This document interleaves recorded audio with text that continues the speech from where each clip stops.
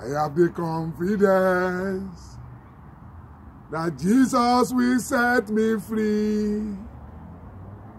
No matter what the devil may do in my life, I have the confidence. I have that confidence that Jesus will set me free. Oh, no matter what the devil may do in my life, I have the confidence. My dear brothers and sisters, fathers and mothers in the global world, another beautiful moment of another beautiful day the Lord has made that is so marvelous in our eye. What a great God we serve. This morning, that confidence that we have, that Jesus has already set us free, is about to be clear to us so that we can get it right. Because the situation of the world of today and the way people are really presenting God to defend their notoriety and fraudulent outcome wealthiness, dodging under the umbrella of God and causing confusions for the children of God, is about to come to an end with the spirit of the truth. Because Jesus said, we shall know the truth, and the truth shall set us free. But before we proceed, at this blessed morning, let us bow down our head for prayer. Father, we want to appreciate you for another beautiful moment you have made that is so marvelous in our eye. We want to thank you for the opportunity of today, because you said today when we hear your voice, we must not harden our hearts. We are about to proceed with the word of the truth, as you have said to us that only truth can set us free, because your word says we shall know the truth, and the truth shall set us free. Therefore, Father, we are proceeding with faith at this moment to declare your word according to your will upon our life. Guide us, be with us. The listeners are committed unto your hand right now. Let their ear be open to hear your true meaning. Let their eyes be open to see you in your true color. And let their mouth be able to converse you as their Lord and Savior after the wonderfulness of the manifestation of your word in their life. And in my life also as an instrument, bless me the more, empower me the more, open my eyes the more, open my ear the more, use my mouth to talk your word the more, according to the way it is written, because we pray in Jesus' name. Amen. Brothers and sisters, glad moments, glad hour in fellowshipping again with our destiny.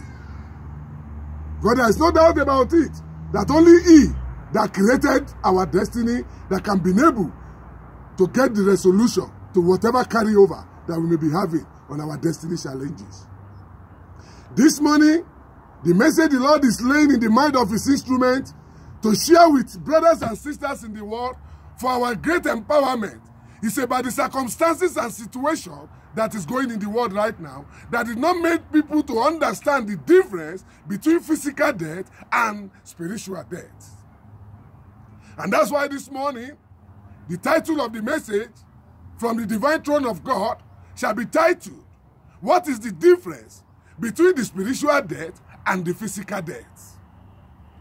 Brothers and sisters, the word of God declares it categorically that when heaven and earth was designed and created by God, it was designed with a democratic spirit without intention of destruction. But don't forget that after God created Garden of Eden and put Adam and Eve and give them command over all authorities and beneficiary of everything in the garden, He gave them a warning against the fig tree, that they should not taste it. The day they tasted it, the day they will no more having the value they have in their life through divine arrangement. But devil incarnated forces, in summary of the day, manipulatedly tried to overthrow God's government in heaven, and because nobody can overthrow God's government, He remained number one. He remained God. He remained everlasting God, the same yesterday, the same today, and the same forever. After the divine check and balances of God to see the calamity cause of what was going on in heaven, He noticed it was the devil spirit, which was by then being named Morning Star, in good position of mediation. When realizing now that it's becoming a rebellion, it was banished. And decided to come to this world, created by God, with the angel that refused to get out of him, and started manipulating God's children. And he started it from the Garden of Eden, from where our father and our mother was firstly created. Getting there, he used a sweet, twisted, manipulated, hypnotism, and interpretation word, which they are using today to cause confusion for the children of God. Those so-called manipulated pastors, preachers, who does not allow God to use them, but they believe in material value. And that made people that goes to church to be disconnected from their true relationship with God. Now they are after millions, because all the preaching they are having in the pulpit is prosperity, which is vanity upon vanity. This was what Adam followed. Eve followed, when the devil gave them a sweetly manipulated, hypnotizing word to change them from the will of God to the will of destruction. But when they disobeyed God, in a nutshell of my continuation, God realized they have disobeyed him. A lot of things happened. He visited them as usual. They were dodging for him, and he asked, "Why are you dodging for me?" He said, "Because I'm naked." How do you know you are naked? Have you tasted part of what I asked you not to taste? He said, "It was my wife." In a nutshell, after confirmation of the disobedience, God laid a curse, both on Adam, both on Eve, and both on the serpent.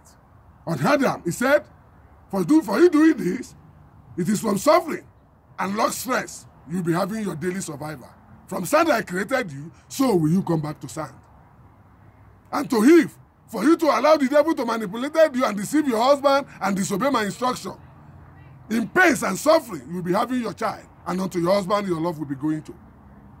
And he said unto the serpent, for you to might have done this, it is by your chest you'll be walking on the road, from the sand of the ground you'll be picking your food, and I'm going to bring an enmity between you and humanity, that whenever you see each other, you must appear to each other as an enemy, which remains fixed till today, which led to the death hereditary, and which is what we can confirm to be the spiritual death of Adam and Eve in the Garden of Eden.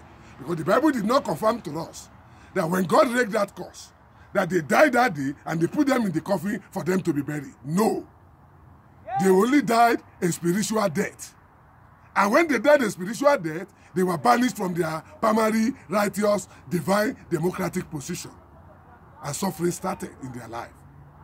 But the area I want us to know, where people misinterpreted it now, was that they regarded the death that God is talking about to be the death we used to die. They buried us and they put us in the coffin. No.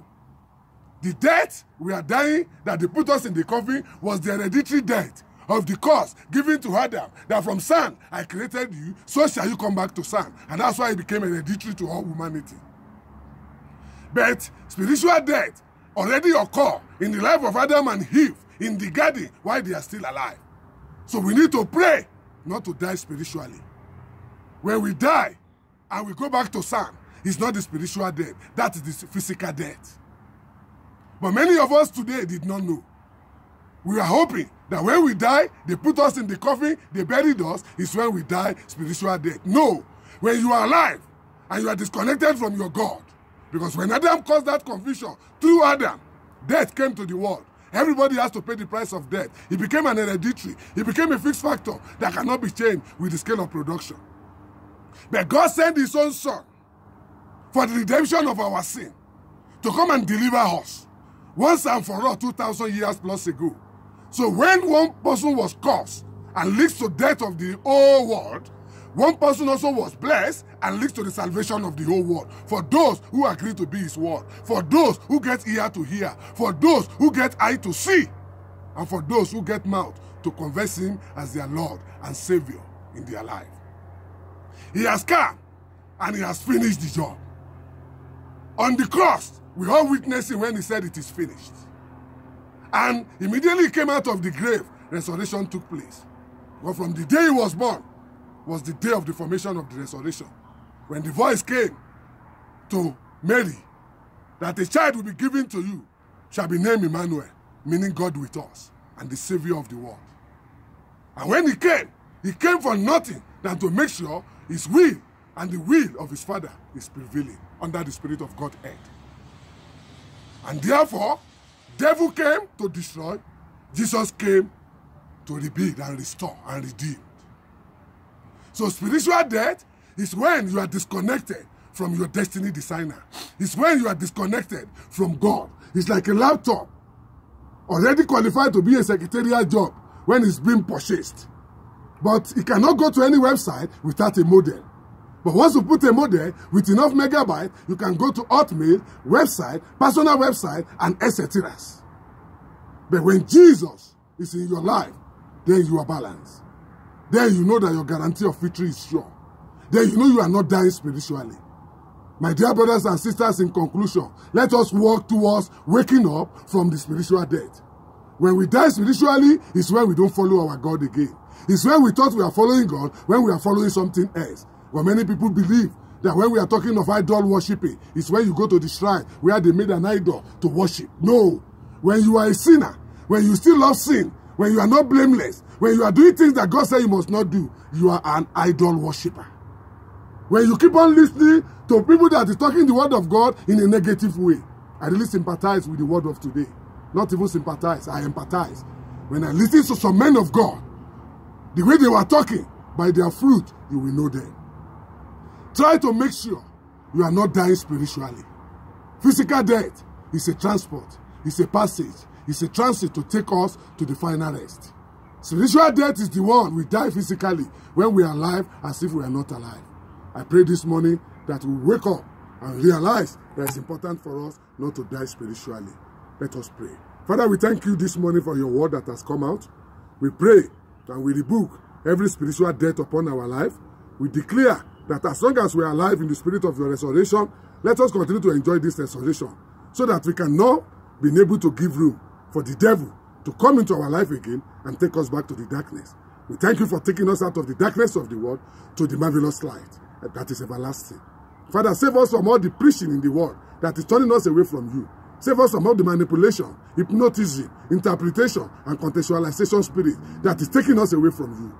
Direct us to your word directly, as indirect rule cannot survive us with you, but direct rule is what we need. Connect us through your Jesus, because Jesus says, I am the way, I am the truth, I am the life. Nobody can go to the Father except through me. I pray this moment, until we meet again, that the Spirit of God will wake up in us and we will never die a spiritual death in Jesus' name. Amen. Until we meet again, stay blessed.